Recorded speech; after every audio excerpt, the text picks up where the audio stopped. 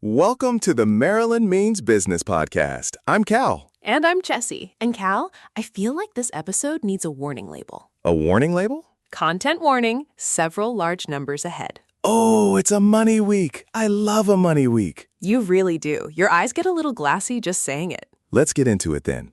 2 more Baltimore companies just pulled fresh money out of investors this week, and neither one is a household name yet. So consider this the deep cut section of the show. Let's keep score as we go. I'm ready. Hit me with the first one. Sonavex, Baltimore ultrasound medical device company, raised $3.1 million, according to an SEC filing. What do they actually make? That's about as much detail as we've got right now. An ultrasound device company out of Baltimore, $3.1 million in the door. Sometimes the story really is just the money showed up. I respect that. Not every good week needs a press conference. Exactly.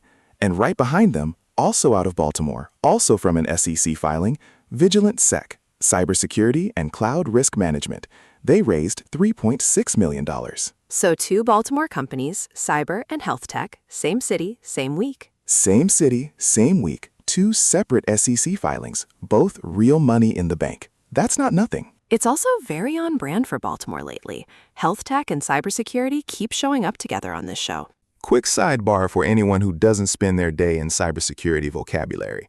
Cloud risk management basically means figuring out where your company's data actually lives once it's scattered across a dozen different cloud services, and making sure nobody left a door unlocked.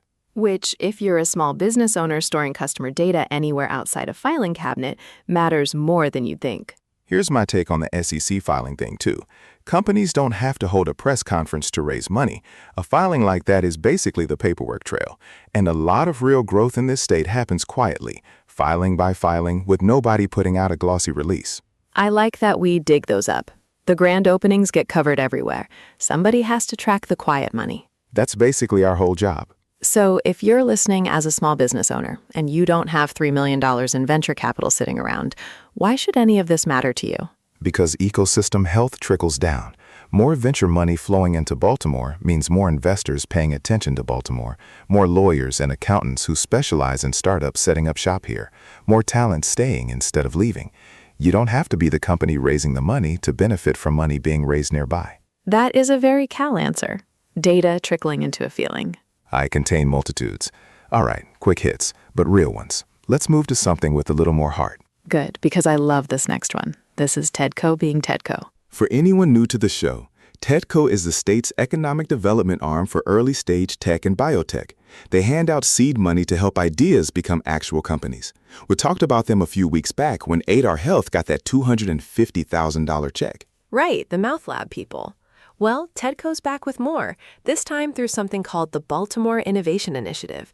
They just put about $665,000 across 13 different projects. Break it down for me. 8 of those are technology advancement grants, over $389,000 total, and Johns Hopkins researchers grabbed 7 of the 8. One project is an AI-powered bladder cancer screening tool. Another is a wearable device to help people with COPD breathe easier. Those are the kind of grants that don't make headlines, but they genuinely change somebody's life 10 years from now. That's exactly why I love this story. And the other 5 grants weren't for lab research at all. They went toward entrepreneurship programming. Morgan State University got funding for a pre-incubator program, and the Maryland Institute College of Art got money for creative venture commercialization. Wait, art students getting startup funding? MICA, yeah.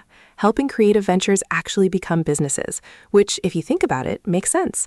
Somebody has to design the product, brand it, and make people actually want it. Fair point. I was picturing a very different kind of pitch deck. You were picturing a spreadsheet with a font problem. Honestly, yes, but I like this one. 13 projects, 3 different institutions, 1 program, and none of it requires the company to already be a company. That's the whole point of seed funding.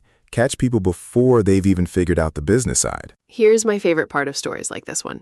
Everybody focuses on the giant 9-figure headline raise, but the real innovation pipeline in this state runs through programs like this.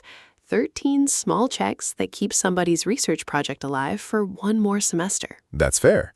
And it's also exactly the kind of funding that gets cut first when budgets get tight. So I like seeing it actually land. Same. And if you're a small business owner or someone with an idea sitting in a notebook somewhere, This is your reminder that programs like TEDCO exist specifically to catch people early, before you have a company, before you have a product, sometimes before you even have a name. The application isn't that scary either. You don't need a Johns Hopkins lab to qualify. That entrepreneurship programming money went to an art school for a reason. Exactly. If you've been sitting on an idea, TEDCO's whole existence is proof that Maryland wants to write you a check to go try it. Don't get any ideas about pitching them your sourdough starter. You don't know my sourdough starter's potential. Okay, Cal, I've been saving something. Oh, here we go. You know the rule. Chessie's rule. Biggest number, saved for last. And today's biggest number belongs to Balance Theory out of Columbia. How big are we talking? 19 million, Series A. $19 million. For anyone who doesn't spend their weekends reading funding announcements the way I apparently do, a Series A is usually the first big round after the earliest seed money. It's the point where investors are betting the idea actually works, and now it's time to build the team and go find customers. Balance Theory already had seed money to build on, $3 million back in 2022. This new round was led by a firm called Sin Ventures, with Data Tribe and TEDCO also chipping in. TEDCO again. Busy week for them. Very busy. So what does Balance Theory actually do? Their platform looks at all the security software a company already owns and helps leadership figure out what to actually buy next, instead of just stacking up more tools they don't need. Which sounds useful for basically every company on Earth. They say their platform already supports over $1 billion in cybersecurity operations. Billion with a B. And for an owner listening who has never heard the phrase security software sprawl, what does that actually solve day to day? Think of it like this. Most companies buy a new security tool every time something scary happens in the news, and 5 years later, nobody remembers why half of them are still running or what they're even protecting. Balance Theory's whole pitch is going through that pile and telling you what to actually keep, what to cut, and what's missing. So less digital hoarding, more spring cleaning. Basically an accountant, but for your cybersecurity budget. I'll take that description. And the CEO said something I actually liked here too, that Maryland has some of the best cybersecurity and AI talent in the world, and that they plan to keep recruiting straight out of Maryland's intelligence community. That's the thing about this state people outside Maryland don't fully get. We've got Fort Meade and the intelligence community sitting right here, and companies like Balance Theory get to just recruit from it. It's a hidden advantage. Nobody puts "we're close to the spy agencies" on a state tourism brochure, but it works. This is becoming something of a formula in Maryland. Companies set up near the D.C.-Baltimore corridor and hire people coming out of the intelligence and defense world who already have security clearances and build a cybersecurity business around that talent pool. What's the catch, though? Every time someone says they're recruiting from the intelligence community, I want to ask what happens if that pipeline ever slows down. Fair skepticism, but right now it hasn't. If anything, demand for that skill set keeps growing, which is good news if you're a Maryland business owner trying to hire cybersecurity talent locally instead of competing nationally for it. Because more companies like Balance Theory setting up shop here means more of that talent stays in Maryland instead of leaving for a bigger city. Exactly. Money in, jobs anchored here. That's the whole equation. Okay, let's add it up. $19 million for Balance Theory, $3.6 million for Vigilant Sec, $3.1 million for Sonavex, plus $665,000 in TEDCO grants spread across 3 schools. That is a very good week to be raising money in Maryland. It also says something about timing.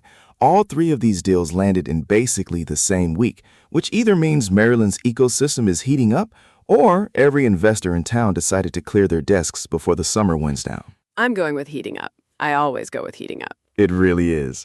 All right, before we let you go, 2 quick things. 1, today's episode is brought to you by Maryland Smart Energy. Smarter buildings, smaller bills. They help Maryland businesses cut down what they're spending on energy through utility-funded programs. Nothing out of your own pocket.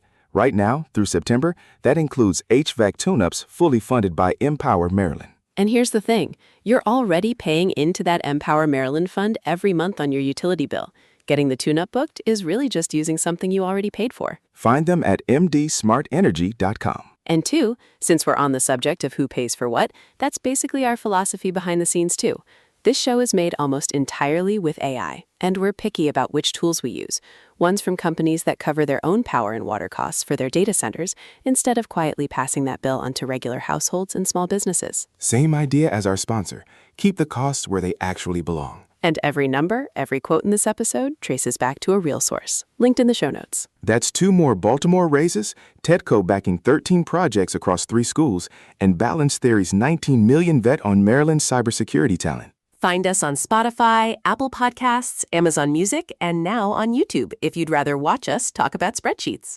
And head to marylandmeans.business for the newsletter, so all of this lands straight in your inbox. Thanks for listening. We'll catch you next time. And remember, Maryland means business.